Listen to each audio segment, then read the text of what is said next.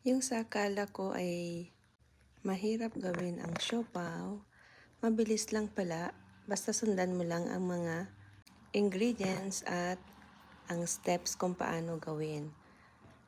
So pinaalsa ko na yung dough ko dyan ng about 45 minutes to 1 hour. At yung ginagawa ko na yan is pinuportion ko siya into 12. Tapos gamit ang rolling pin, ipa-flat mo lang siya. At medyo nipisan mo yung bandang edge para madali siyang i-sealed. Ulitin mo lang yan guys hanggang sa maubos mo yung balls. At ang ginagawa ko pala dyan ay nagpainit na ako ng tubig para ready to steam na ang aking siopaw. 10 to 15 minutes lang yan guys. Makikita nyo naman kung luto na siya.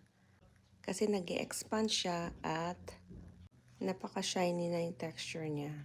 At yan na guys. Ready to eat na ang ating siopaw. At hindi na ako pupunta ng Asian store para bumili ng paborito kong siopaw. Yun lang po. Salamat.